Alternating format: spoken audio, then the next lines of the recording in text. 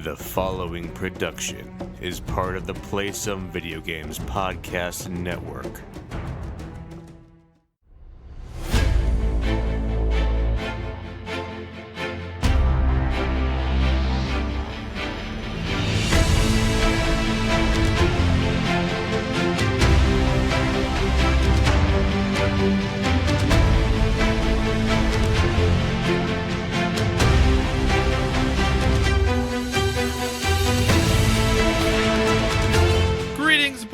And welcome to Board with Video Games, the gaming podcast that strives for the right balance of coverage for games you play on your table and on your television. You can think of us as the red beans and rice of gaming podcasts.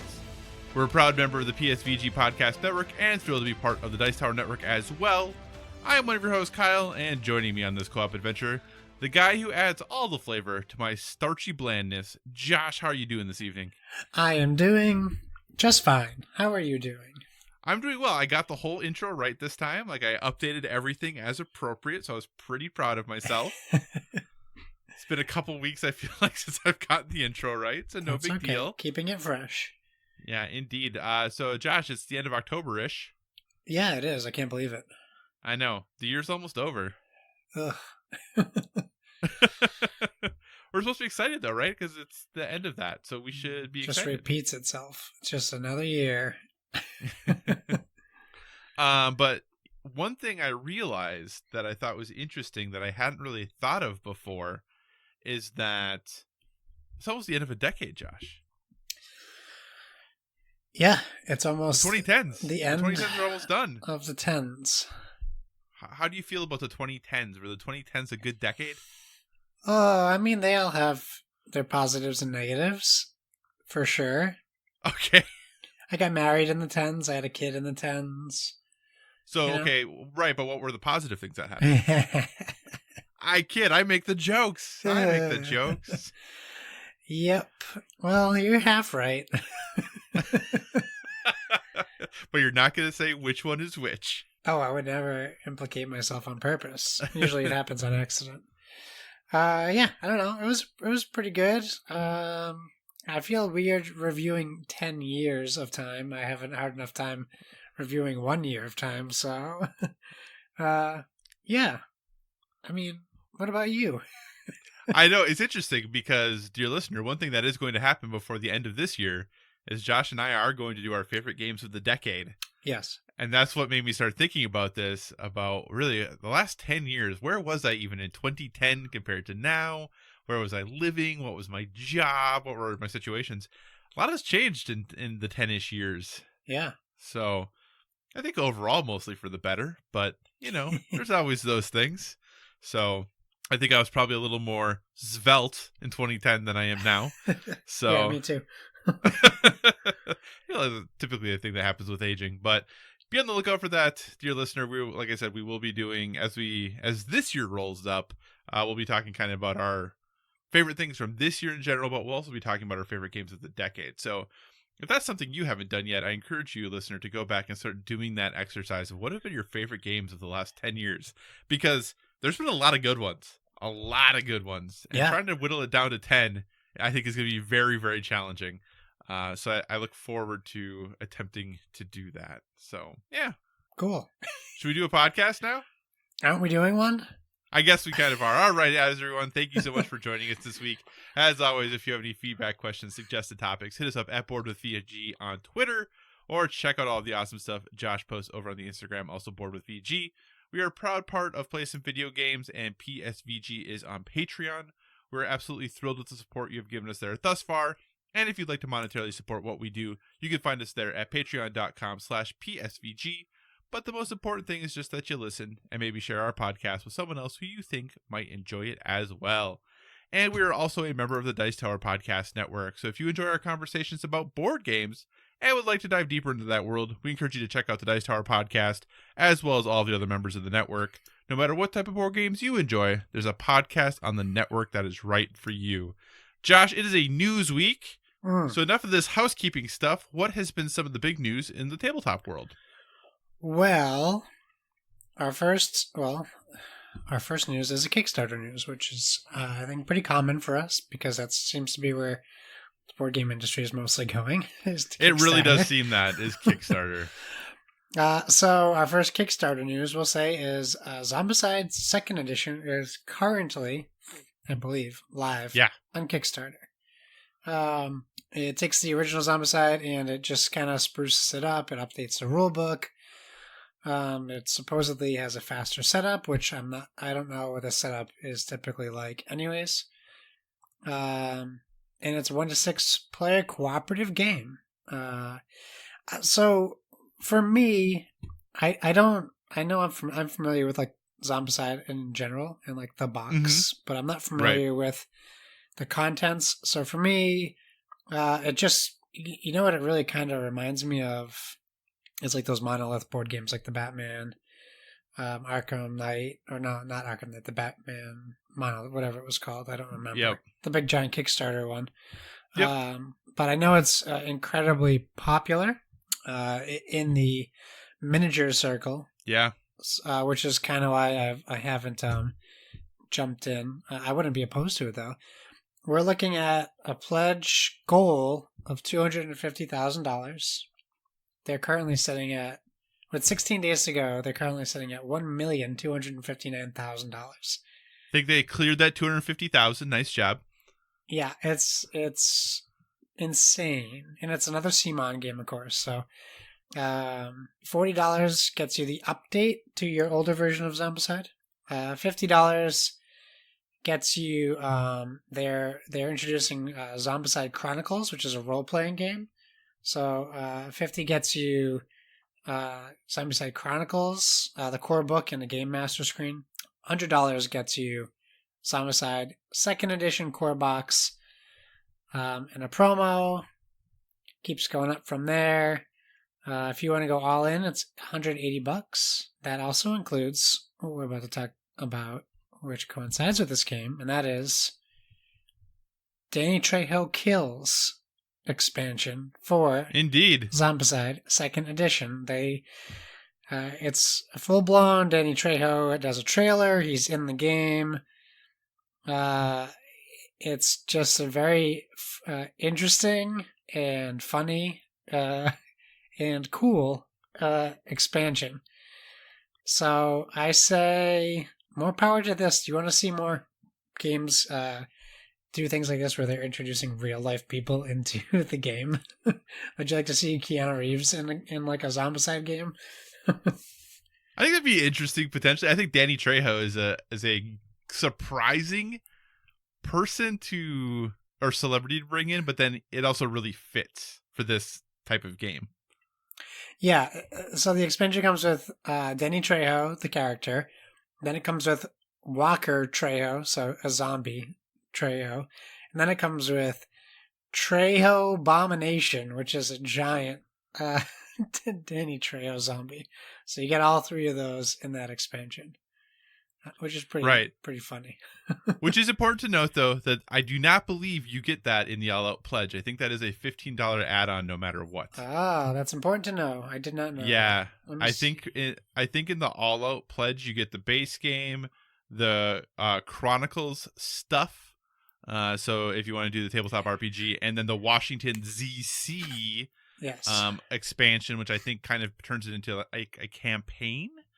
And I think that's what you get. So if you want to get a little Danny Trejo, it's going to be another $15 on top of your $180 pledge if you go with the All Out Pledge. Yes, I see that now. That is correct. $15 plus shipping. Yes.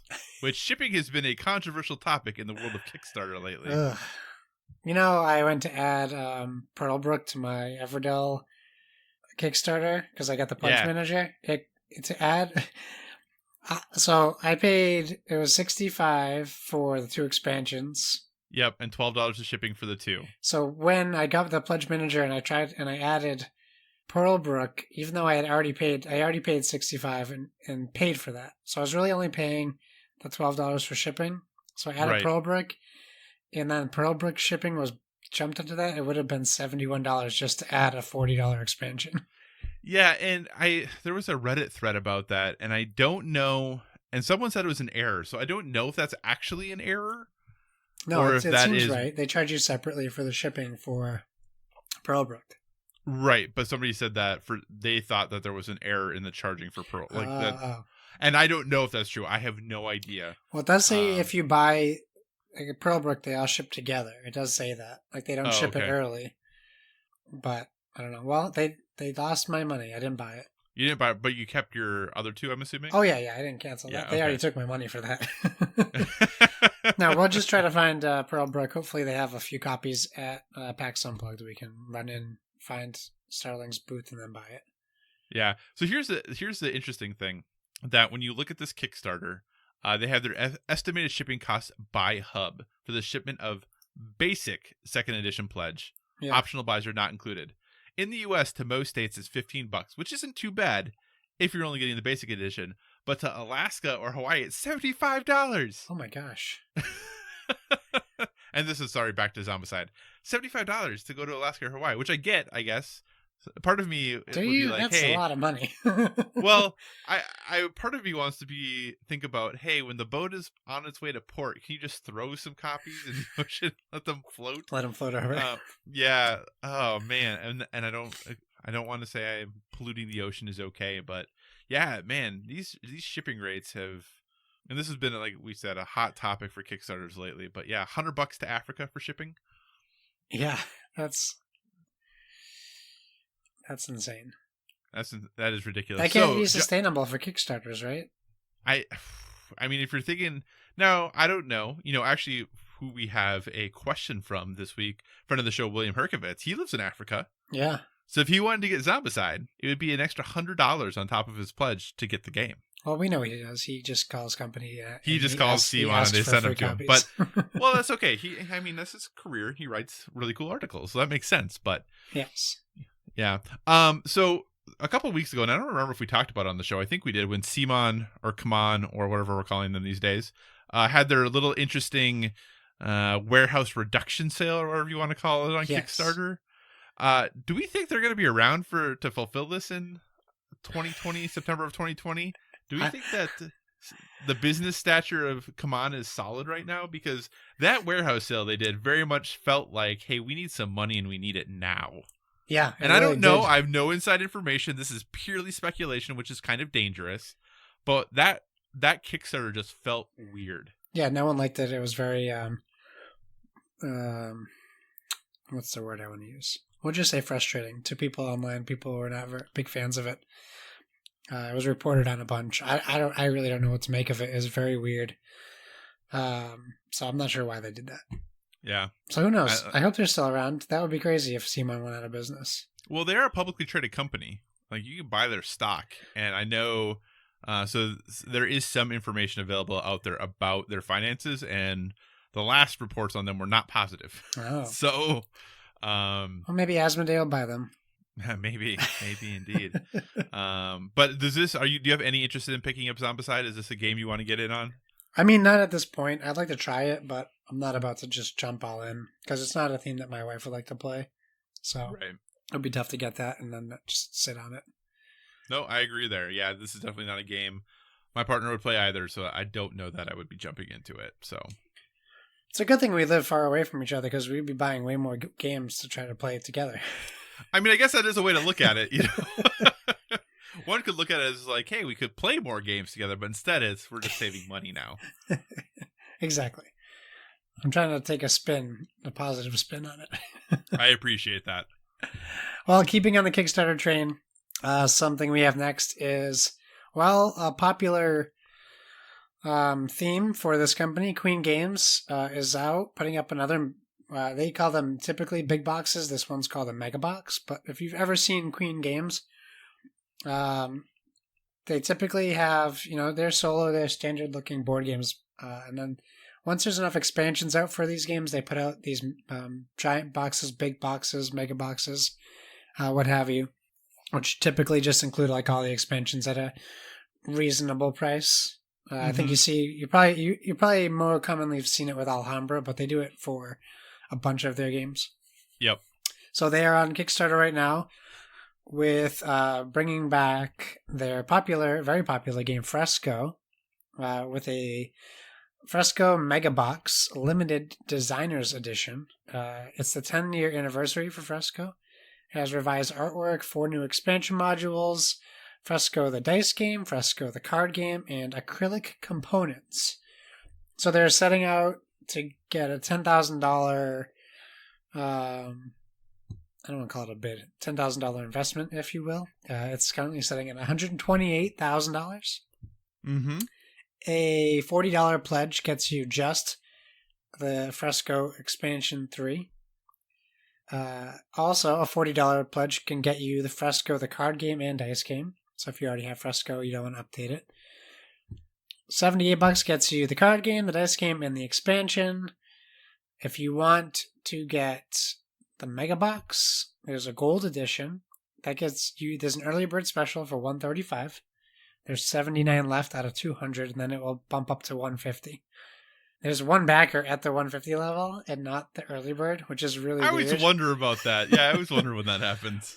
And if you want the diamond edition, that gets you, that puts you up to 179. If you want to know the differences, you can view the Kickstarter. It goes over what's different in the different versions. And then finally, there's a couple early bird for the diamond. And then if you miss early bird, it's going to cost you $200 for the diamond edition, which there's 3 backers at, even though there's one left of the 500 for the 179. Well, someone might have canceled. It might have been sold out, and somebody canceled. So that's true. But there's still 192 left of the second early bird special, which is 184. Yeah, I don't know. Maybe they just really want to support the developer. Yes. Or the publisher. That it's could very be possible. The game looks very interesting. I've never played it. How about you? Have you ever played Fresco? I've never played Fresco. I've always wanted to because thematically it's a theme that seems very cool to me. Question for you though, sir. Yes. If you look at, say, right now, if we wanted to get everything, we'd be in at the $135 level, basically, right? Yeah, for the gold edition. Mega Box Gold Edition. The Diamond Edition basically makes a whole bunch of the components acrylic. Yeah. Rather than cardboard. So that's kind of what the difference is. But if you think about that, for $135, what you're getting in the box, compared to when we just looked at Zombicide. Yeah. What you're getting in the box for the price there. Obviously, things are a bit different, and you can't always compare things 1-to-1, but does this seem like a good deal? If you compare, well, so you get the base game, you get 4 expansions, and you get 2 other games. The card game and the dice game. That is true. And actually, it's 4 expansions plus, it's 4 new expansions plus 10 previous expansions. Oh, yeah, then I think so it's like 14 expansions you're making total. out like a bandit. Yeah, I guess it is pretty good. The problem is, so for me, buying a game and then having that many expansions, I don't know what I would want to do with myself. I don't want to play with 14 expansions right away. That is always hard. And that is the one thing I will say about Queen games. Typically, Alhambra from them is a game I really adore. That has, I backed it in a similar thing that I got like a big box of it when I got it. And there were a number of expansions in it, but most of their expansions are very small. So when you think of like, oh, there's 10 expansions, those 10 expansions, one expansion could be, one expansion is just 10 tiles. Yeah, exactly. So it's more like a whole bunch of mini expansions is what they do that make small tweaks to the gameplay. But it is, you're right. It's kind of hard to determine, do I play with all of these? Do I play with none of these? Do I play with just the base game first and then add them one at a time? How do I decide what I do? Yeah, that's the more, less than the price, that's more like tough for me to get behind. Right. Like I'd rather just go find Fresco used for $20 and try it instead of paying $140 for a game I might not enjoy, but I have 14 expansions for. No, I totally understand that. And yeah, I think this is just one of those things that I do. This is a game I've always kind of looked at and I always kind of wanted to play. So it seems tempting to jump in at this all-in level, if you would. But yeah, I just don't know. How do you determine what is the best combination of things to play with? Yeah. So it does seem. Do you think it seems like there's this new trend too of, hey, we're going to re-release these games on Kickstarter in this new fancy deluxe edition. Does that seem kind of the future of games? Are these almost like board game remasters, if you would? Yeah, it's essentially a remaster. Yeah. Yep. So I guess, video game companies do it because it's a pretty safe, quote unquote, safe way to invest some money and make a little bit of money. And I feel like maybe with board games, we're starting to see more and more of that as a safer bet than dumping a whole bunch of money into a brand new IP or a brand new game and hoping it works out the way you want it to. Yeah. Cool. Sorry, I didn't have anything else to add to that. That's fine. Okay, next story.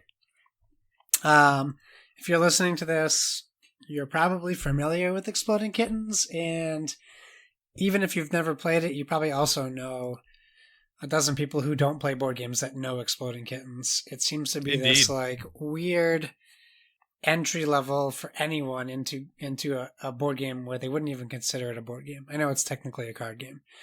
It was created off of the comic strip The Oatmeal. Came out in 2013 in board games.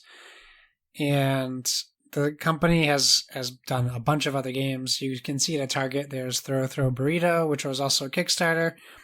Bears vs. Babies, which I actually just bought because it was like $5 at Target on clearance. And then Wolfgang Warsch, the guy we talk about who does Ganz Schön Clever and a bunch of other games, he's doing a game with them called On a Scale of 1 to T-Rex, which has been getting a lot of notice, I'll say. So, and they have their own convention called Burning Cat. Which starts next year, right? I think it's next year, yeah. Yeah, next year. I think it's next year, yeah. So, people know what this game is, and it's very popular, but I don't know that anyone thought it was $20 million popular. You know what's even more ridiculous, Josh? It's actually $30 million more popular. Is it 30? It's 30. The headline from the story 30, says 20, but if you actually read the press release says $30 million. $30 million. So TCG Capital Management. I don't know what TCG stands for, but what I can tell you is it is a Chinese company that is buying them. They've been around since Exploding Kittens came out in 2013. So it has the China money buying this game for $30 million. That's crazy. $30 million for the company who makes Exploding Kittens. I think about, compare this to video games, right? When you look at Xbox, and Xbox went on that buying spree for the studios they purchased, do you think they paid $30 million for any of those studios? No. Not even and close. And now you have... Now I wonder if there's going to be any jokes about Hong Kong in any of their future games, but I hope not. but yeah, $30 million. Like, I know Exploding Kittens is popular, but $30 million popular? Josh, we're in the wrong business. I mean, I just imagine these people, two people created Exploding Kittens. Right. They can do nothing for the rest of their life. Because they created a silly game about, and I'm not trying to say it's a bad game. I'm just saying the object. It's a very silly themed game. But I will say this: every time I go to a convention and Exploding Kittens is there, they do things that are unique. They always have lines for what they do. For sure, they're very good with the marketing campaigns. Absolutely. They made their last Kickstarter raised $8.8 million in 30 days. Yep. So they're doing something right. But wow. All right, Josh. That's a lot of money. I have an idea. Go with me here. I have the idea for a game. We're going to call it Imploding Puppies. You're going to have to edit this out if you think it's going to go somewhere, because someone will do it before us. Someone's going to do it before us. That's all I got. All I got is the idea. I'm just the idea person. You don't think we get sued for a game called Imploding Puppies? What would they sue us for? It's too close to Exploding Kittens. It's like the opposite of that. Yeah. Opposites aren't close to each other. I don't know. I feel like that might be iffy territory. It might be. That's but who knows? Apparently people can just steal other people's ideas and put them on Kickstarter, so I guess we could technically do it. That is true. I was going to talk about that, but it got shut down. So we can make a game called Exploding Kittens. Or Exploding Kitties. Okay, so not a lot of news behind that, except they're getting a pretty big investment. Been bought. Yeah. So yeah, good for them. Mm-hmm. Speaking of crazy things, Steamforge Games announces 3 new expansions for the Dark Souls board game. That's 3 more expansions. Right. The game is already huge. It adds so many monsters. It's crazy. Have you seen anyone play this game ever? No, but I also haven't seen anyone play the Batman game or Kingdom Death Monster. I just hear that people play. That's true. That's true. I think that's the hard part is I don't even know anyone who's played this game. Yeah, I don't know anyone either. In fact, I know someone who owns the Dark Souls, the card game, but I don't even know that they've played it. Yeah. And that's awesome. I mean, clearly Steamforge, I think, is doing a good job of creating partnerships and bringing a lot of video games to the board game realm. And it must be doing well enough if they're making 3 more expansions for this game. Maybe I need to play it. I mean, it is a 1 to 4 player game, so I could play it all by myself. Yeah. Because I know the partner would not be into this theme at all. But I don't know. I mean, if they're making 3 more expansions, it's got to be at least kind of good. Maybe, I guess. I mean, I don't know that that's necessarily gospel truth. It is at least moderately successful. How about that? Sure. Yes. Okay. Yes. So it adds 6 new characters. I don't want to get too much into it just because we're not familiar with the game. A bunch more content for the game. All 3 expansions are releasing on November 22nd of this year. So if you are a Dark Souls board game fan, you don't have too long to wait. Just in time for the holidays. Yeah. Little Dark Souls under the tree this year, if you'd like. But speaking of Steamforged, and maybe something you'll be interested in, probably definitely interested in, Steamforge Limited is releasing Ni no Kuni 2, the board game, which is a 1 to 4 player cooperative kingdom building game. Mm-hmm. I did not know that the kingdom was called Ding Dong Dell. It is. But that's pretty ridiculous. in a good way, I think. So it's cooperative. If you look at images, I don't know that it says too much about what you're doing in the game. But there are some miniatures, but it's definitely a cooperative card game. What do you think about this? I think it's interesting. The thing I can't quite figure out is that the news story definitely says that it's from Steamforged, but it's not anywhere on Steamforged's website. Interesting. Well, the place where you can order it does say Steamforge. Yeah, but on Steamforge Games website, it's just not there anywhere. Yeah. So that's just what I find interesting. But I am interested a little bit in this game. I enjoyed Ni no Kuni 2. It was a fun romp. I didn't quite finish it, and it was one of those games that I've always meant to go back to and finish. I didn't stop playing because I didn't enjoy it or anything like that. Just other stuff came up, and I got distracted.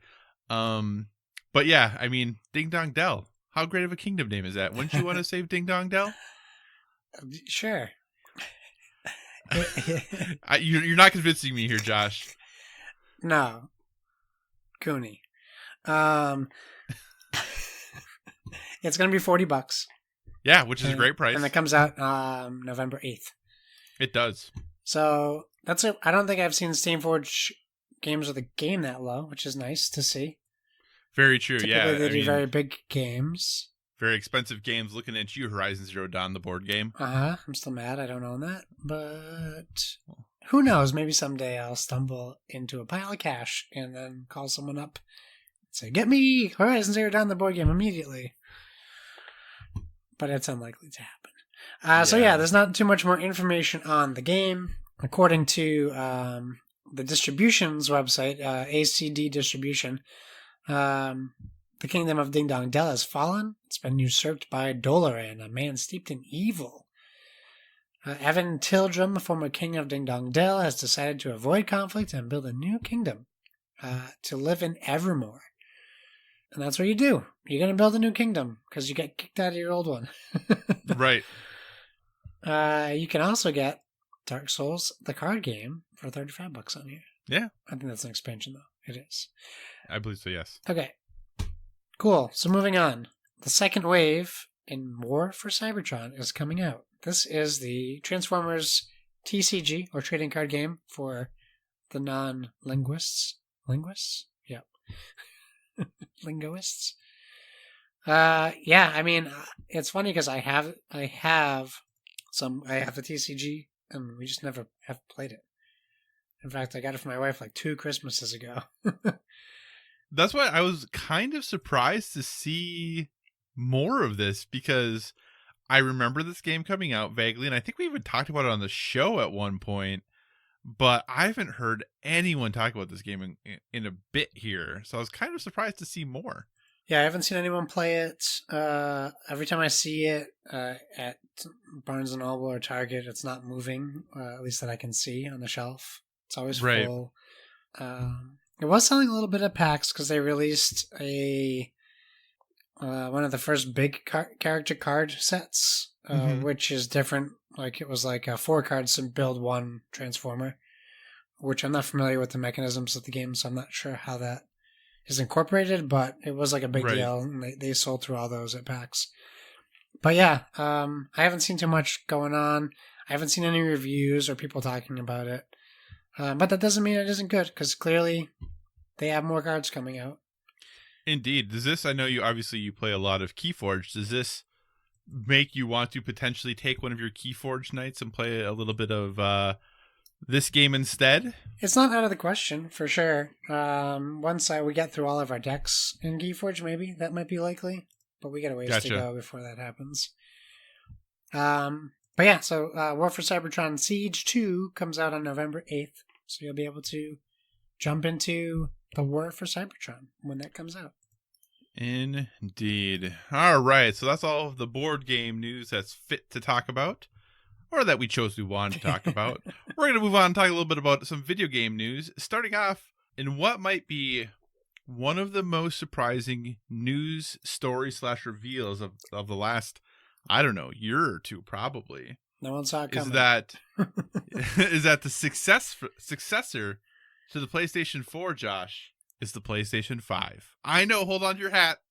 Who knew? Who would have thought? Who could have guessed that the next console from Sony would be called the PlayStation 5? I know you're shocked and surprised, right? Listen, a good naming convention is underrated. You should stick with the numbers and not mess it around, Xbox.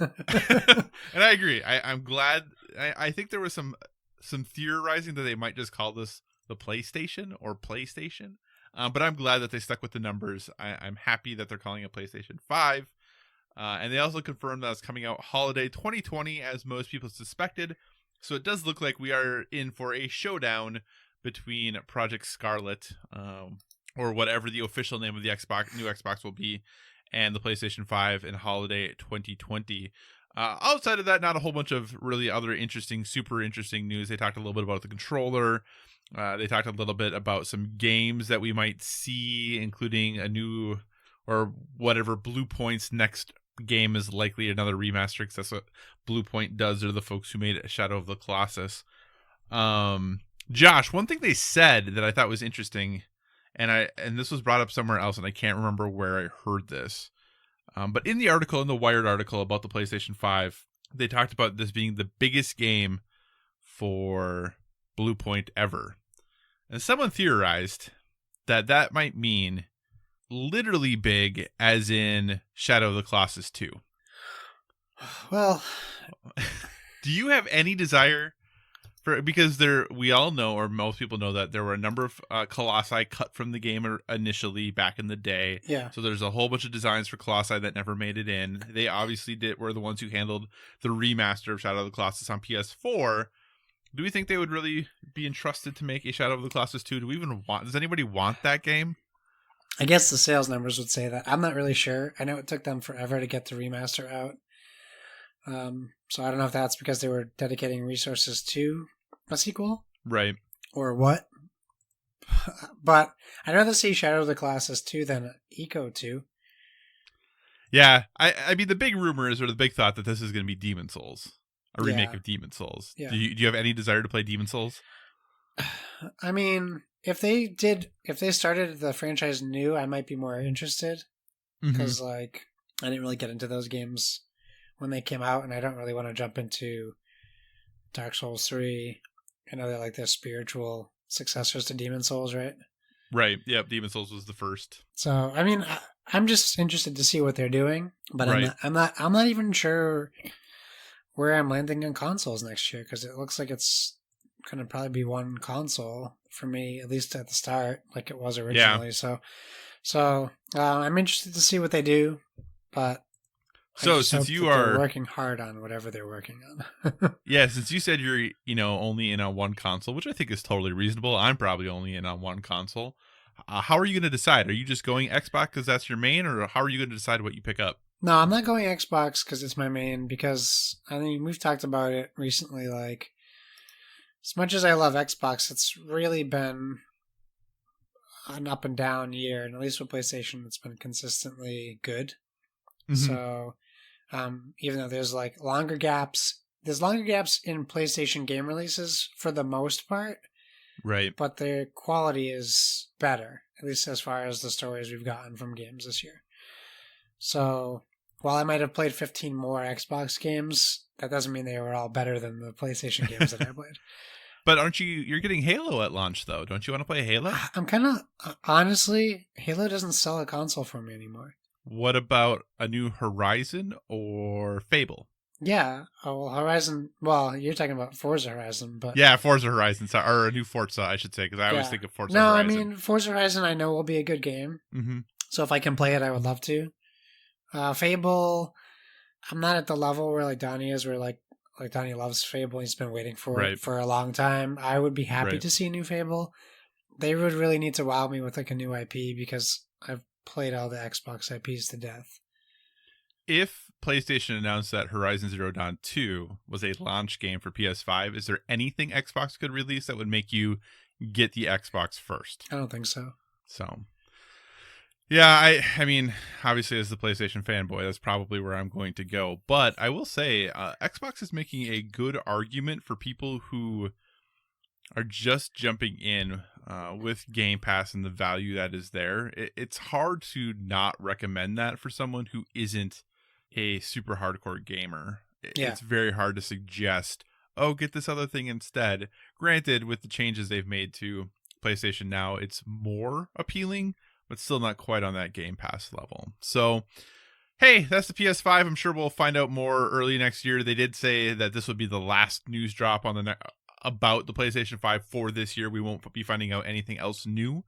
And I'm guessing, do you think that Xbox will say anything at XO19, their event in London? Do you think they'll talk about Scarlet at all there? No, I think we'll just see xCloud stuff. I don't think we'll see anything about the new Xbox for at least until next year.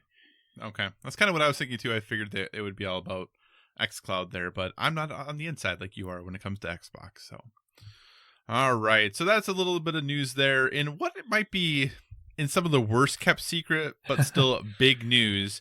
Riot Games, the makers of League of Legends, had their 10-year anniversary of League of Legends.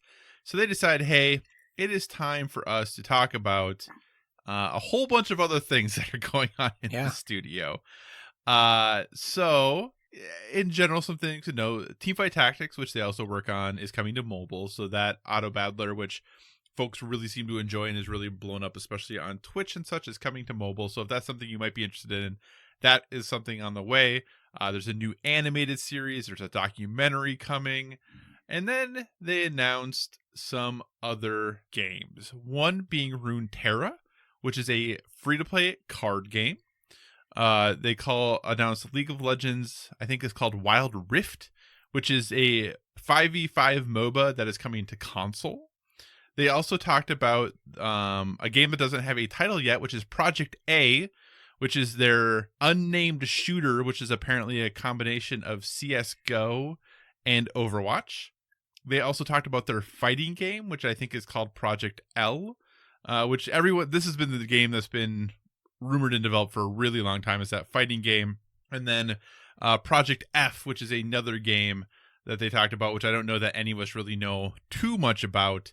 But then they also announced an esports manager for League of Legends, where you can build an esports team, kind of like Football Manager or any of those other games that are out there, but all revolving around esports and League of Legends specifically. That's a lot to news to drop in one night, Josh. Any of these Riot announcements make you excited? Anything that you're interested in? What do you think about all of this news that they just kind of dropped all at one time on like a random Saturday night? It's interesting because they've had so much negative press this year They have. that this only makes me think it must be so much worse than we've been hearing if they're working on all these games with how small of a studio they are. Like, we're looking Riot's at... huge. Well, for this many games, compared to, like, watching Sony Santa Monica do God of War, and, like, the stress that they were all going through, imagine they were doing 4 or 5 other games at the same time. Like, yeah, it just Riot seems has crazy. back as of no, this is according to Wikipedia, so who knows how accurate it is. But in 2018, they had 24 locations with over 2,500 employees. Oh, wow. I didn't realize it was that big. Yeah, Riot's huge. Okay, well then never mind. I forget I said that. Yeah, I mean, good for them. There's a lot of games, and they're all different in the way they play. Like, I'm not interested in another card game. There's too many of those out there. Man, there's a lot of card games. I might be willing to try because the MOBA's going to be on console and phones, so I might be willing to try Wild Rift on my phone. But MOBAs just really aren't for me, but I would be willing to give it a shot. I'm more interested in their Counter-Strike ripoff, which is what it looks like. Or Team Fortress ripoff. The fighting game the art looks great, depending on if that's a screenshot or an art, like a drawn picture. I'm not sure, but right. And then like the last game looks almost like a Titan Quest or Diablo style game, which looks interesting, like a dungeon crawl. So I'm not interested in Esports Manager at all. I think it's funny it's called LOL Esports Manager. Well, League of Legends. Right, I know, but it's it's like LOL Esports Manager. Like, yeah, why would I play this? But good for the people who are all in on that. Very cool. But I appreciate Riot for what they've done and how they have successfully made one of higher rated board games that are out as well for like one project they made. So good for them, but none of this is screaming I need to pre-order or play right away. Yeah, I kind of was hoping when they started announcing all these games that there might be a Mechs vs. Minions 2 or some sort of other board game that would get announced, and that just didn't happen, which I was a little disappointed by. I was really hoping they would do that because, like you said, Mechs vs. Minions is a game people really love. It's a high quality production value for a very good price for what you're getting. And I was really hoping that we might see some other sequel to that, but it doesn't look like that's in the cards, at least for right now. Project A, though, obviously as someone who's a big Overwatch fan, is something I'm very interested in. Overwatch and Blizzard, for better or for worse, have been it hasn't been all smooth sailing as of late with some changes to the games, the characters that they're doing, and the Switch version, of Overwatch just released not that long ago, and it's not even on the top 30 in eShop sales right now. Yeah. So, Overwatch, for how much I love it and adore it, it's struggling a little bit, I think, right now as far as the player base goes. The Halloween event is going on right now, and it has great skins, but there's nothing else new with it. So from a content perspective, it needs a shot in the arm, and there's been a lot of rumors that we'll get Overwatch 2 at BlizzCon this year, which will just be really interesting no matter what. But yeah, Project A, I think, hopefully, if nothing else, kind of pushes them to keep making some improvements that are, I think, would be welcome to Overwatch, no matter how much I do love it. So with that, one of the games that we had talked about not that long ago, and we're kind of wondering what the deal with it was Doom Eternal, because we hadn't heard much. And the reason we hadn't heard much is because Doom Eternal's not coming out this year anymore, Josh. Yeah, that's not a good move. So Doom Eternal was pushed to March 20th of 2020. Yeah. They said they basically needed some more time to finish up the game to their standards. The Switch version has been pushed to even a further future date with no information specifically given other than it will be further in the future. The statement from Bethesda/Doom says, quote, "Throughout the development of Doom Eternal, our goal has been to deliver a game that exceeds your greatest expectations across the board.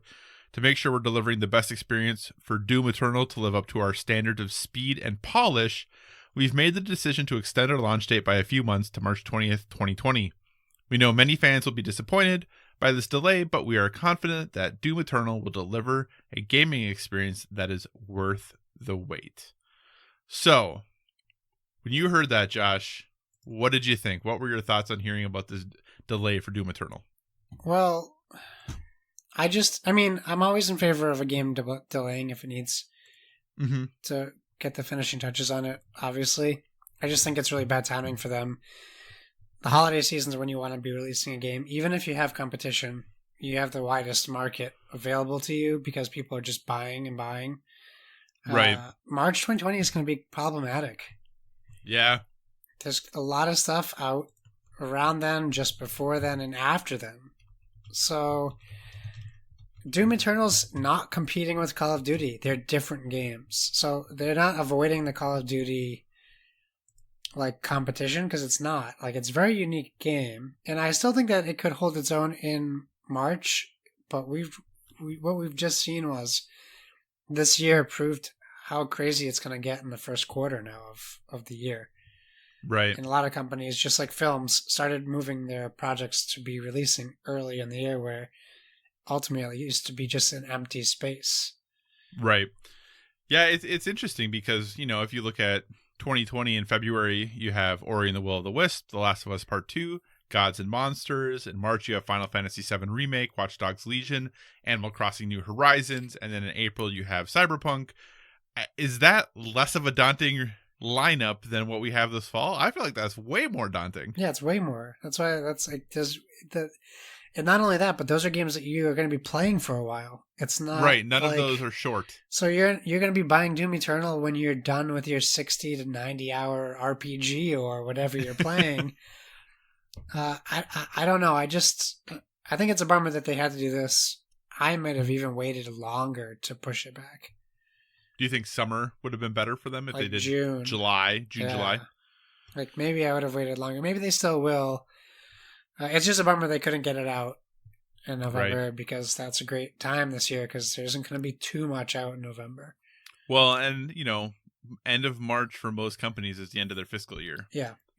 So I'm wondering if that's we'll push it to there, but we probably can't afford to push it too much more than that.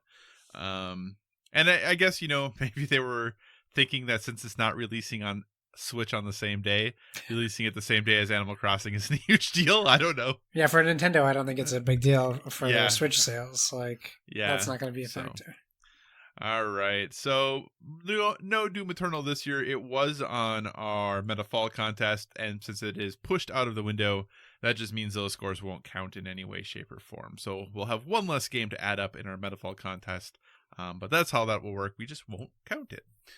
All right, just a couple more stories to round things out today. Call of Duty, Josh, no more loot boxes. Good. But of course, can't be that simple. There will be a battle pass. Are battle passes the new loot boxes, Josh? Kinda. They're kind of like loot passes, right? Because now you get to see what you're getting, but you still have to kind of work towards it.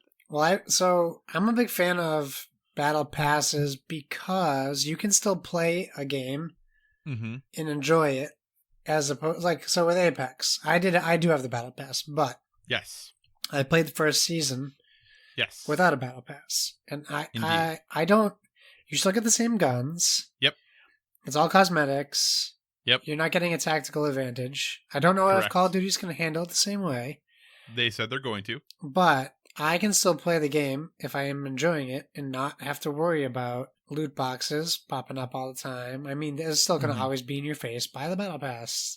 Discount on battle pass. You want this gun? Get the battle pass. That will all still be there, but I feel like it kind of... I know you can still play games with loot boxes and still play it, but I feel it's a little bit more streamlined, if that makes sense. Yeah. Everything's in front of you. It's laid out in front of you. You can see what you can get. You can still unlock, in at least Apex, you can still unlock crates with experience from playing. Right. So you're not losing out on that aspect. Right. I should say I don't dislike battle passes. That's probably the better way to say that. Yeah, I kind of feel indifferent about battle passes. I understand why people like them and the engagement that it causes, because you see a very clear path of what is laid out and what you need to get there.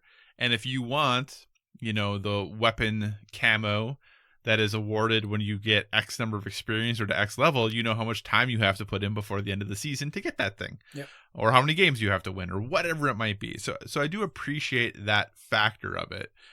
I just generally, I guess, yes, loot boxes are random, so I get that. And you know, the battle pass is a one-time purchase. You buy it once, you have it. But I also just see, I'm like, well, you're still just randomly getting, not really randomly, but you're still just getting cosmetic stuff. Yeah. So I don't know. And maybe it's just because I'm so used to Overwatch that I basically very rarely to almost never buy actual loot boxes. And I get what I get when I level up, and it is what it is. And I just don't care that much since it doesn't affect gameplay at all. Yeah. But I think it's good. I think it's nice that they're trying something different and recognizing the issues people had with what they did in the past and how they did in the past, and they are trying to remedy that the best way they can, while still obviously trying to make some money at the same time. Yeah. So we'll see how it works out. It's not going to launch day and date with the game. It's going to come at a later time, so it's not something we'll really know all the details about when Call of Duty launches in just a few days here. But be on the lookout. There will be a battle pass for Call of Duty down the road. And finally, another thing coming right around the corner, Stadia's Founders Edition rolls out on November 19th. Josh, do you have your USB-C cables ready? I do, actually. They're on clearance at Target right now. So the big thing, or the kind of interesting thing of note when Google announced some more solid information about the Stadia release, things to know about it, and the big thing that kind of was pointed out is the Stadia controller will only work wirelessly at launch with the Chromecast Ultra. Yep. Anything else, whether you're playing on a PC or laptop, you'll have to connect your controller with USB-C. I don't necessarily think that's a big deal. Josh, is this what you were expecting, though? I know you have this on order, correct? Yep. Yeah, I mean, I think they were pretty much... I won't say they were upfront, but I think it was known that this is considered a soft launch.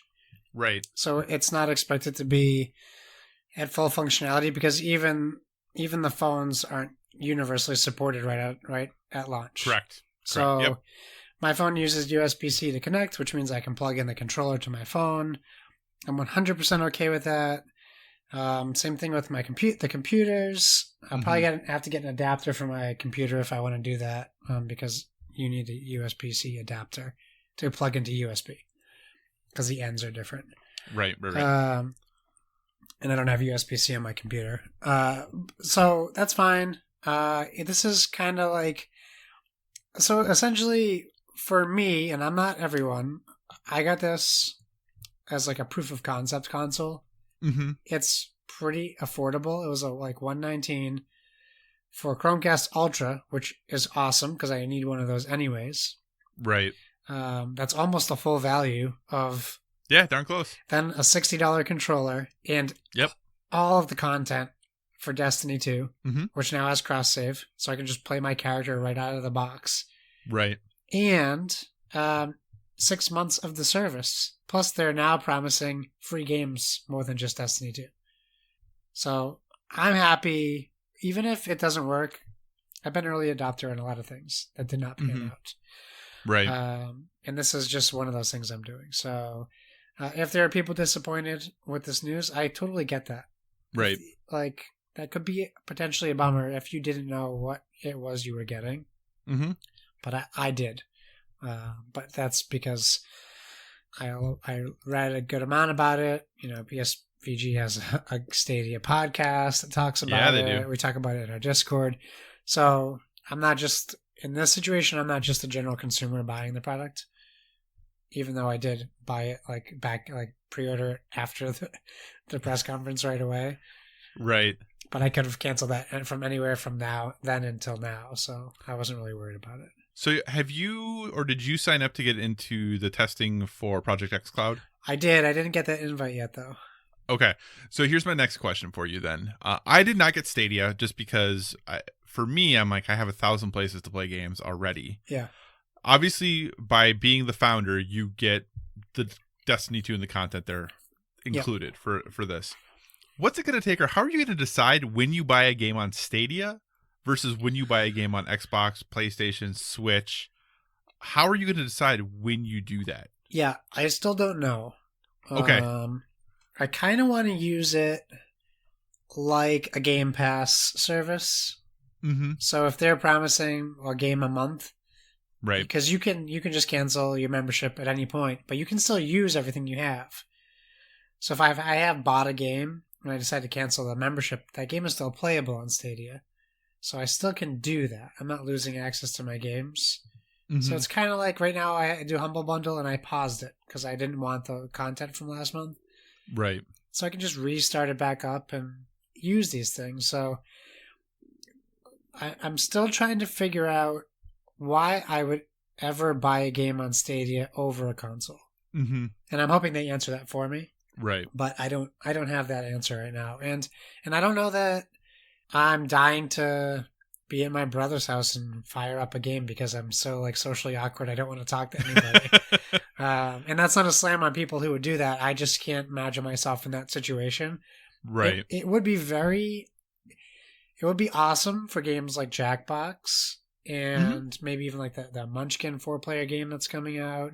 Oh, games yeah. that it's a lot easier to play with other people. I think that's a great use for it. Mm-hmm. And then to show people how good it is. So like, Right. hey, turn your TV on. Look at this. Boom, I'm playing, Destiny 2 in Right. 4K on your TV and you don't even have a console. How cool is that? Right. So Yeah. there's definitely bonuses, or like going to this Extra Life thing, I wouldn't need to bring a console with me. Or, Right. That's true. it would be so much easier. But those are like, those aren't common situations. Yeah, those are a little more niche case, Yeah, but yeah. still obviously situations that you're in. Where do you think you'll primarily play this or use this? Well, I think my goal is to mostly use it on my TV Okay. with the 4K Mhm. Chromecast. However, I do anticipate sitting in bed on my phone, playing it before bedtime, Gotcha. and then I can just plug my phone in when the battery's dead, and then go to bed. Excellent. All right. So that's ideally, I think, the situations. I'm not going to be playing it at work. I'm not going to be playing it on a commute because I don't, I don't commute. But there's definitely people who travel that could use it on a commute. Right. Planes have free Wi-Fi. Man, when I go to Florida, bring that Google Stadia. I'll play Destiny the whole flight. It'll fly by. Go to Disney World. Why ride the rides? I can sit in my room and I can play video games all That's day. right. All right. Well, hey, that is all the news from the video game world. We chose to talk about that this week. And with that, we're going to go ahead and move on to our topic of the show. A few weeks back, we covered part 1 of Mark Rosewater's talk at GDC 2016 about the 20 lessons he learned in his 20 years of designing Magic the Gathering. After a brief hiatus for some other topics, we're going to move on to part 2 this week of his talk. Again, you can watch the entire talk on YouTube or just broken down into 3 articles on the Magic the Gathering website. So without further ado, part 2 of Mark Rosewater's 20 lessons in 20 years of designing Magic. The first article's left off after lesson 6, so we're on to lesson number 7. This lesson, Josh, allow the players the ability to make the game personal. Yeah, I mean, how do you not allow them to make it personal? It's like a rule: don't make this personal. Do you think it's easy to make every game personal? No, but that's in the power of the person playing, not necessarily the designer. Mm-hmm. I'm sure there's ways for them to do that, meaning giving your actions more of an impact as you're playing. But, I mean, you can make any game personal to you. If it's in the context of more like a legacy kind of feeling to it, then I get that. But I think that's important, but it doesn't make or break a game. If you have a story you want to tell, then you tell your story. And right. If people don't like it, then they don't like it. Right. Yeah, I think this is interesting, and one of the reasons that when I played a lot of Magic, I enjoyed playing it is that there were always a ton of different ways to build your deck, but it was your deck when you were done. The cards you picked were the cards you picked. When you were picking, the lands that you used, you could pick whichever mountains you wanted that had ever been printed. Yeah. What art did you like the best, and you wanted those mountains to be yours. So I think that is one cool thing that Magic does well. And I think you hear more and more in video games them trying to do that more, right? Oh, play this however you want, approach this how you want. Dishonored 2 did that.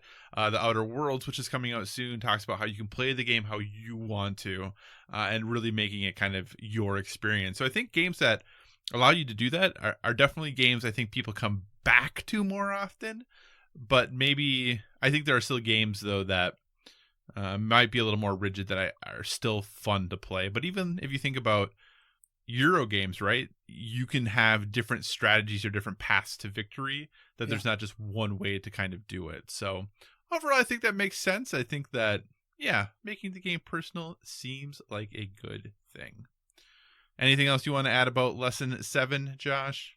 No, I don't think so. All right, here we go. Lesson 8. The details are where the players fall in love with your game. Yes. I agree with that statement. Okay.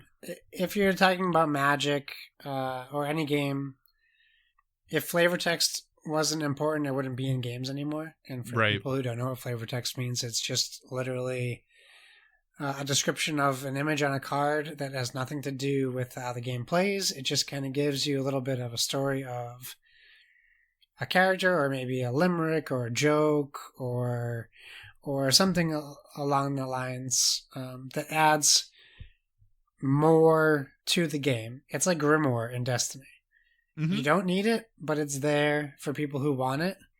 And there's a reason why Devin loves Destiny and other people enjoy Destiny, because there are details to allow Devin to love Destiny. Right. So I do really agree with that. And that's not just words, the details in pictures, even with borders on cards and things like that. All those things add up to doing that. Well, and I even think of when we talked about The Last of Us 2, when they did their most recent reveal trailer, and I did that podcast with Donnie, and we were talking about it. We were talking about really inane things that in the course of the game probably don't matter, but when we're talking about in the trailer, when Ellie is kind of going on the ground and she rolls to her side to shoot with her bow and arrow, just the way that animation looked and felt, how when she was running and she stumbled a little bit, like how she turned her leg to pivot and push off because she had more weight on that side. Just these things that really probably in the grand scheme of everything, or how the game plays and all this stuff, don't matter that much, but they're the little things that we keyed in on while we were watching this trailer about this thing we enjoy. That was what we were talking about, not the overall big broad spectrum stuff. It was all the little nuance, it was all the little minutia that really sucked us in and made us pay attention to what was going on. So yeah, I think I think in some ways, in order for you to fall in love with a game, there has to be those details available for you to want to find out more about. There has to be this other place for you to go look. Yeah. And if you don't have that, it makes it harder for people to fall in love with your game. So, all right. Since Mark Rosewater seems like a pretty smart dude. All right. Lesson number 9, allow your players to have a sense of ownership. Yeah, that's hard because you can't do that in every game. But right. I think you kind of hit it earlier when we were talking about the ability to make the game personal. Right. I think it falls in that same area with Magic specifically, but I don't necessarily have a strong feeling one way or the other. I think the games that allow you to do that, it's inherently built into the gameplay. So right. You're not necessarily in the moment acknowledging a sense of ownership per se in the situation, at least in my head. That's what I'm thinking.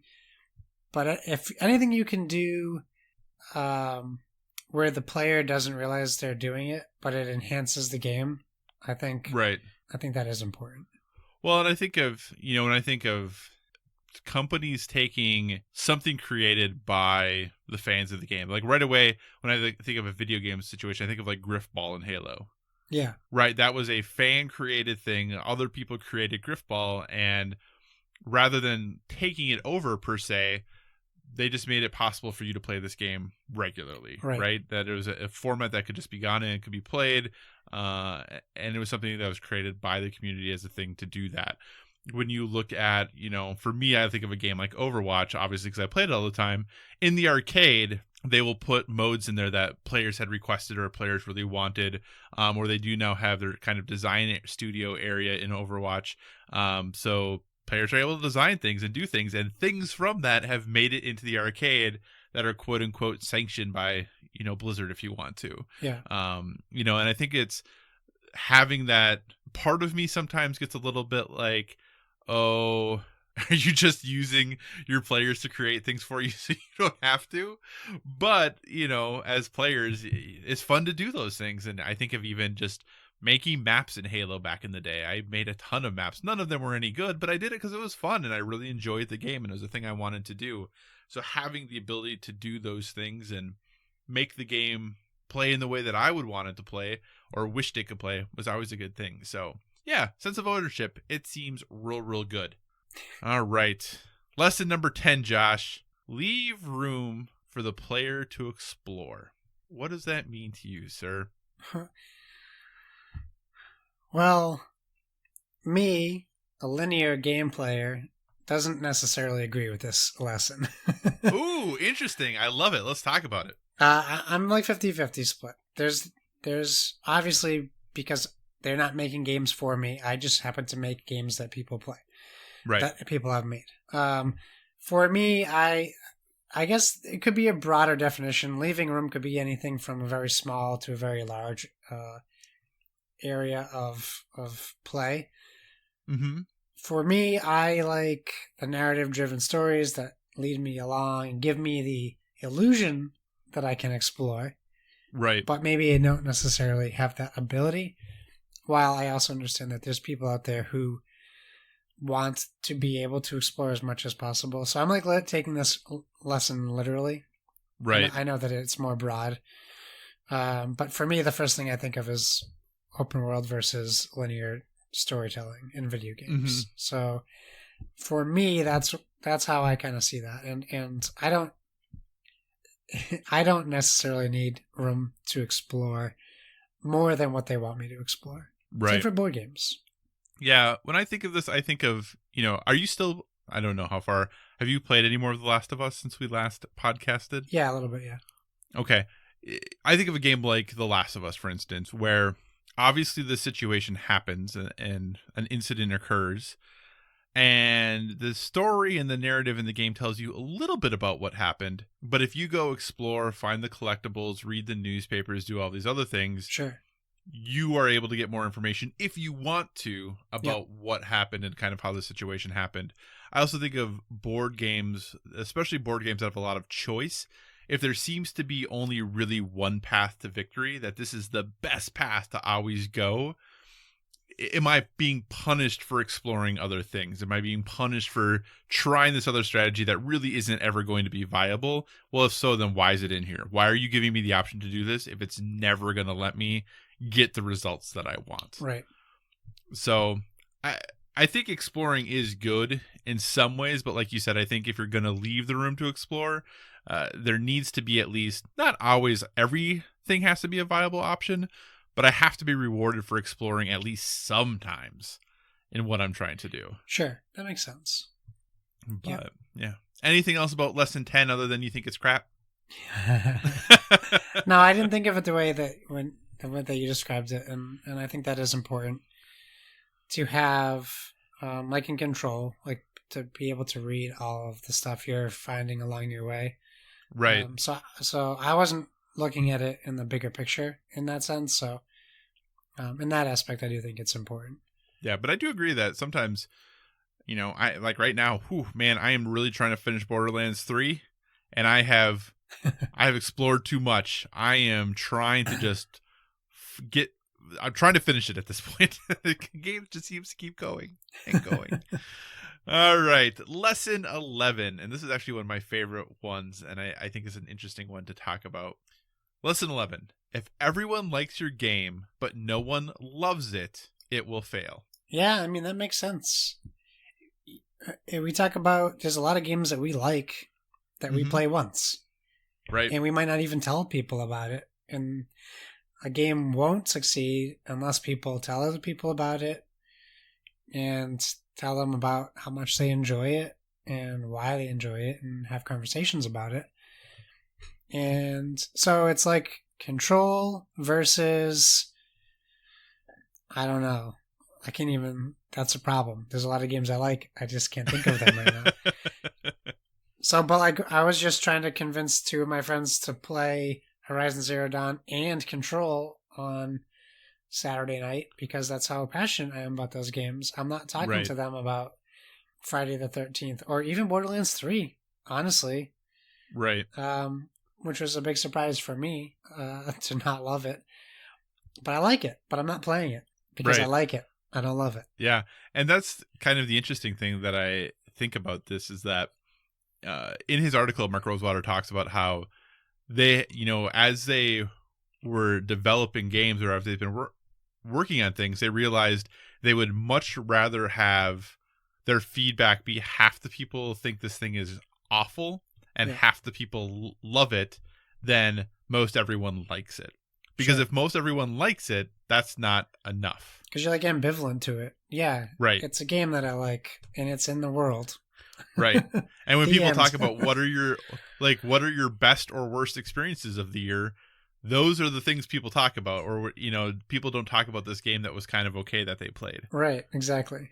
So, and I think that's just really fascinating that sometimes, I am someone who am okay with trying things I'm not going to be great at because I think it's important to stretch yourself and try new things even if you're not going to be super great at them. But I guess that maybe in the world of designing games, they got to be really good or really bad. Like doing a good game isn't enough anymore, it doesn't seem. Well, there's so much out there. We have so much content. A good game isn't good anymore. Yeah, it's interesting. And I think even from the perspective of if a game is just good, it's less interesting to even play than maybe a game that's not very good or even bad, because there's just interest there in why is this so bad? Like what new experience am I gonna have, or what am I gonna learn about why I don't like this thing? Yeah. But if something's just mediocre, it's like, well, that was just I have no feelings now. I played this and I feel nothing. Yeah, no, I hear you. Man, there you go. If everyone likes your game, but no one loves it, it will fail. There you go. All right. Lesson number 12. Don't design to prove you can do something. Yeah, that's literally taken from life advice. Just because you can do it doesn't mean you should. Right? That can go, and you can take that anywhere, right out of gaming, just right into your real life. That's where the ego thing comes in, right? So people are told they can't do something, or it's something that people say can't be done, but maybe it shouldn't be done, and that's why it hasn't been done. Like, correct. Yeah, and for sure. And I think we're all we're at some point in our lives we've all been guilty of doing something for our own ego that we probably shouldn't have done. Right. And sure, that goes right into the design world. I can only imagine, as a non-designer, I can only imagine the things that must go through a designer's head, and with their talent, what they can do. It has to be even more difficult because you have to sit there and you have to decide what is important to do, not just what you want to do. Like you have brainstorming ideas in any medium, you're going to have ideas that are winners and losers. We just talked about the goods and bads and greats and terribles. Like, do you think the people who designed Conker's Bad Fur Day, they were like, should we do this?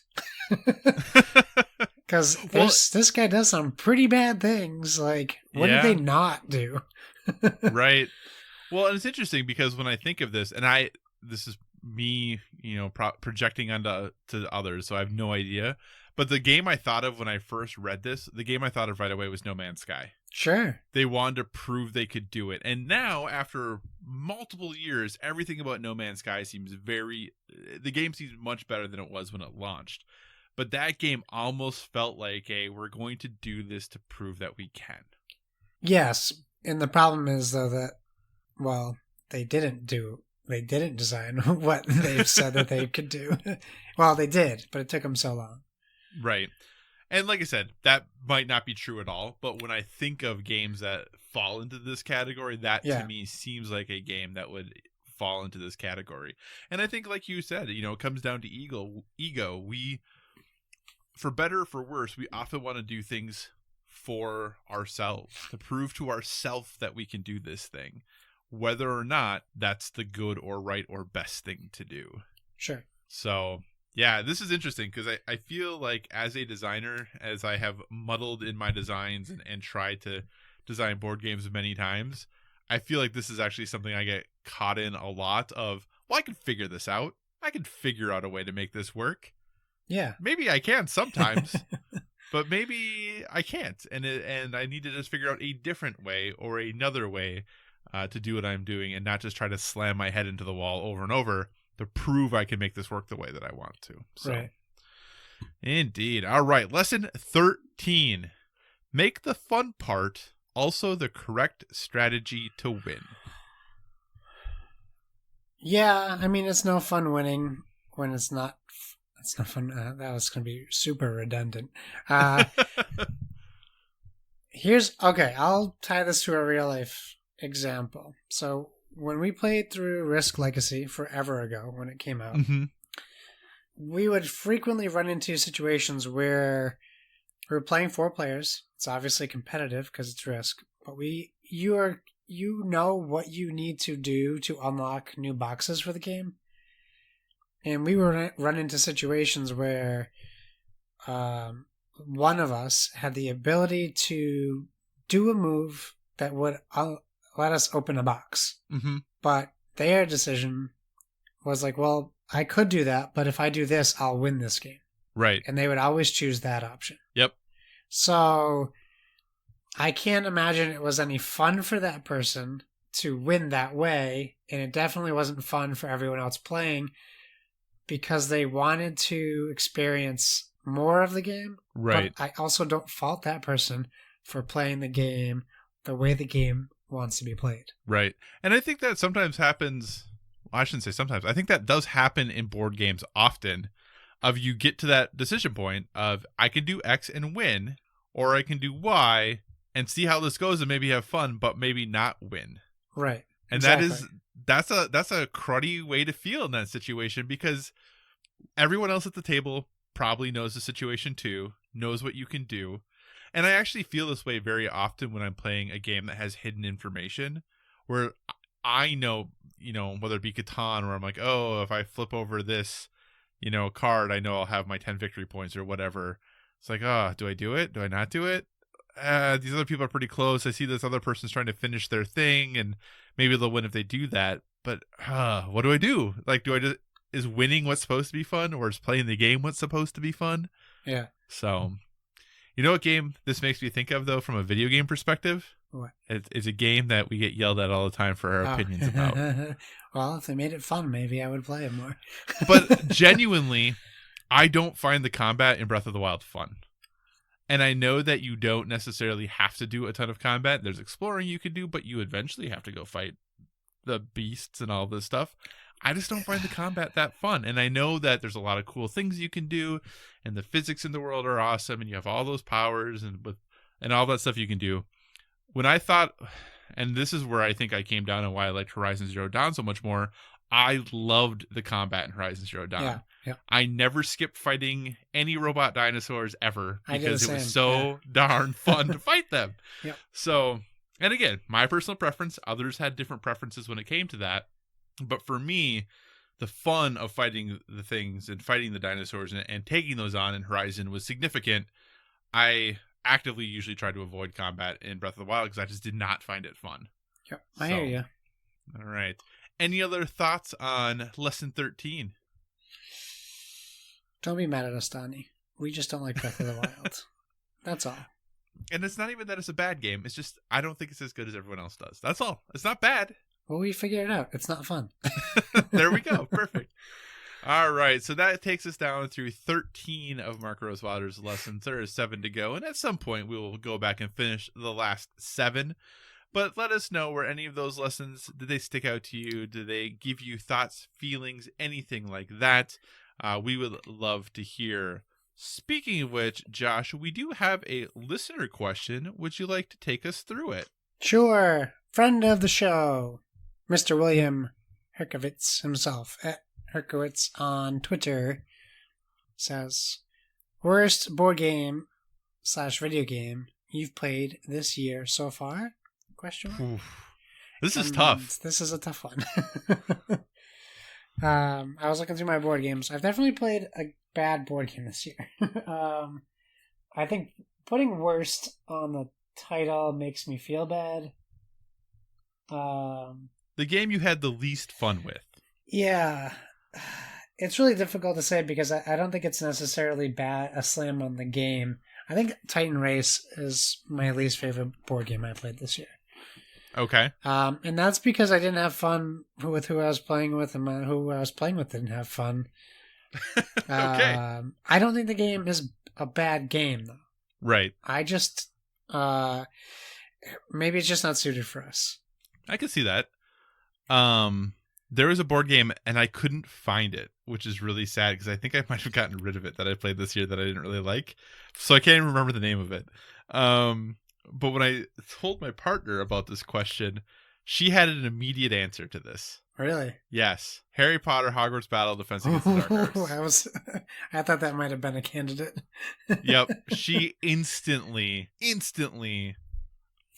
picked that as it wasn't even a question in her mind. There was no thought process for her.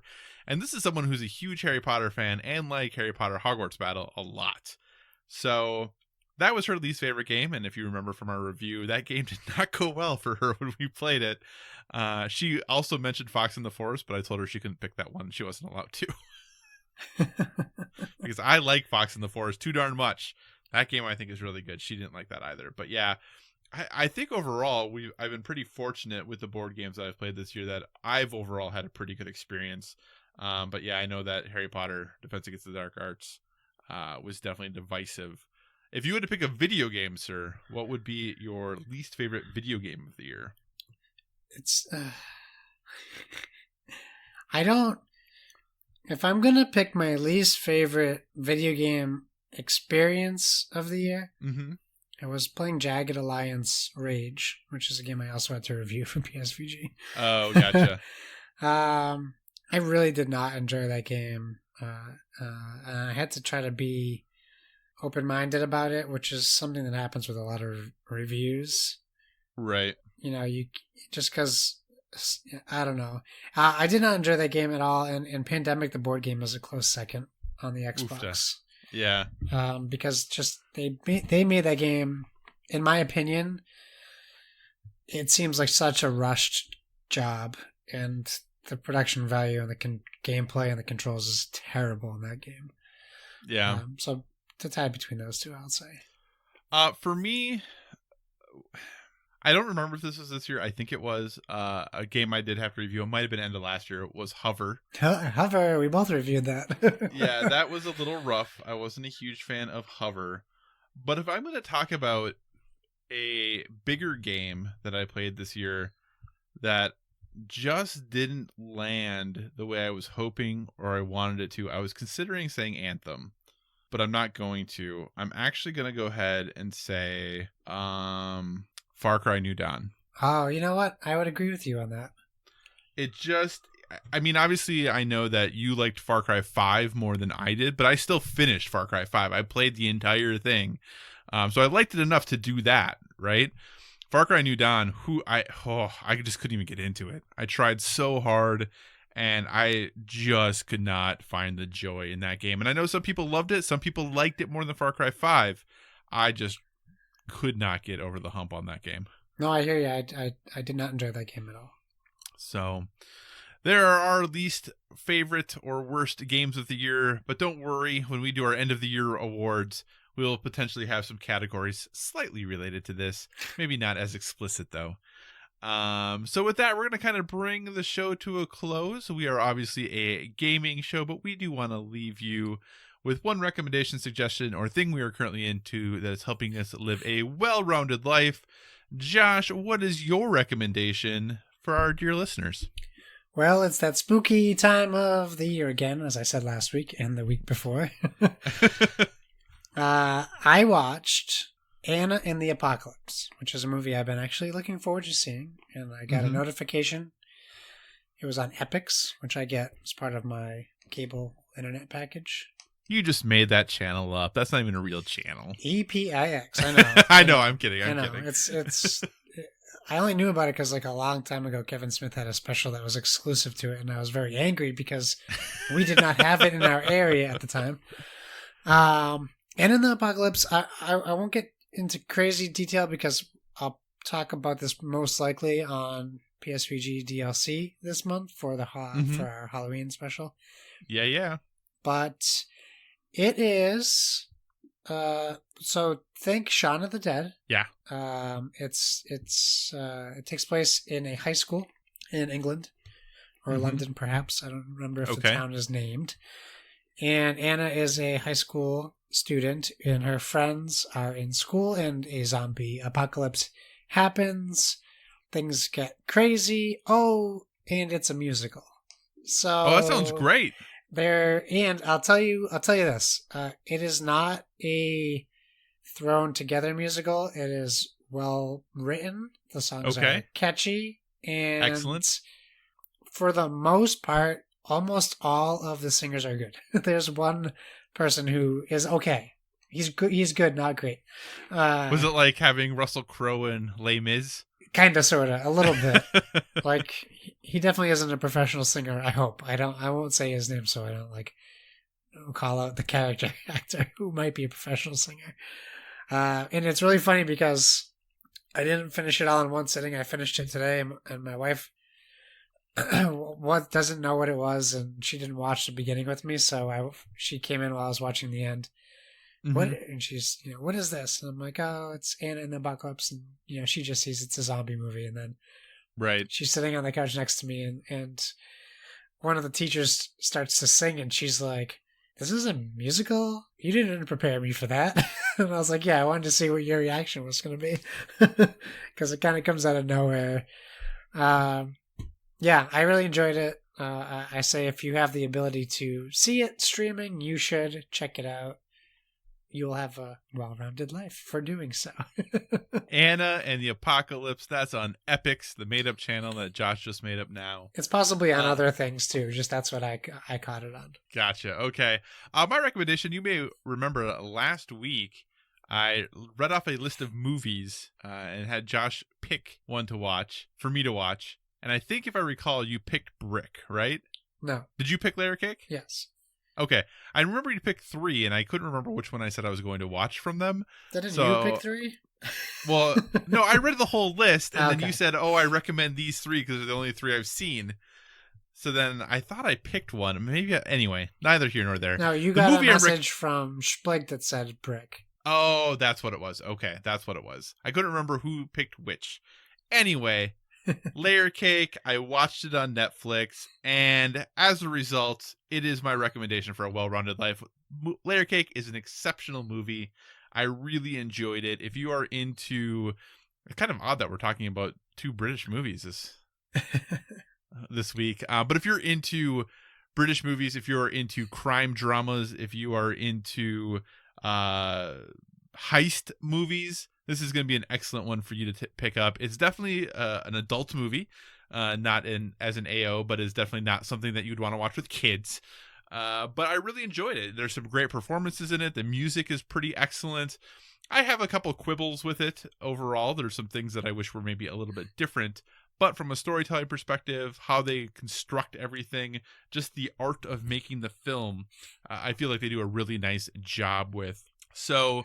like I said, if you like any of those genres I mentioned before, I think Layer Cake is an easy recommendation. Josh, when was the last time you saw this movie? It's been a long time. Probably when it came out is when I saw it last. Oh, wow. Okay. So it has definitely been a long time. Yep. So, yeah. But if you are not totally certain if you want to jump in, the director is Matthew Vaughn, who went on to do the Kingsman Kingsman. movies, are the biggest things. Maybe don't look at what he's produced because there's a miss or two in his production and what he's produced. But yeah, he's done the Kingsman movies as well. So if you like the Kingsman movies, this might be a good one to check out. That is Layer Cake on Netflix. Josh, what do you say we wrap this show up? Great idea. Thanks for joining us, everyone. In addition to finding us on Twitter and Instagram at BoredWith3G, you can find us on Facebook at facebook.com/BoredWith3G. So please feel free to give us a 5-star rating over there. Also, if you want to communicate in the more long form, or you're just not feeling social media, feel free to email us at boredwith3g@gmail.com. We tag our stuff with hashtag BoredWith3G, so please feel free to use that hashtag as well on all your social medias. Let us know what you're up to. And whatever podcast service you are listening to us on, we encourage you to give us a stellar rating. That is, whether you're downloading us from the PSVG feed, the Dice Tower Network feed, or our very own standalone Bored with Video Games feed. I am going to skip my regular plugs to say I will be participating with Kevin Austin from PSVG and a bunch of other podcasters in Extra Life this year. Which is the 24-hour gaming marathon where you raise money and donate it to a local charity. Mine is the Boston Children's Hospital. And if you are compelled to donate anything from $1 to more, just check out my Twitter at Josh Bones. There's a pinned tweet for the link to do so. And that's my plugs. Kyle, where can they find you? Well, I'm going to say you should definitely go look at Josh's pinned tweet and donate if you can, because children's hospitals are a great cause, and Extra Life does a great job every year of raising money for children's hospitals. So if you can give even $1, it would definitely be helpful. So I'm not even going to talk about my other things. Go look at Josh Bones. Oh, thanks. And do that. Other PSVG things I will plug very briefly. The day before this episode releases, there's a new episode of PSVG Prime that I am on, talking with David Fox, the industry veteran himself who used to work at LucasArts, talking about, it's all about VR. So if you have any interest in VR, Lucas and I talk with David Fox for a little over an hour, hour 15 all about virtual reality, kind of his history with it, where the industry is going with it, and some great experiences you can find currently. So please check that out. In addition, there is a review that I did recently that is posted on PSVG's YouTube. There's some links to it out there. I reviewed Monkey King Hero is Back, a game that is out now for PS4 and PC. If you're so inclined, I would encourage you to check out that review. I haven't reviewed a game like that in a while, just from like actually doing a separate review for it. So it's a little rough. I'm a little out of practice with doing those, but I'll probably be doing a few more of those in the future. But check that out if you would as well. As always, if you have suggestions for future topics, be sure to reach out to us on the social media, because we want to talk about what you want to hear about. Remember, go look at Josh Bones up on Twitter, check out that pinned tweet, help him out for Extra Life. And remember, everyone, whether it be board games or video games, never stop gaming.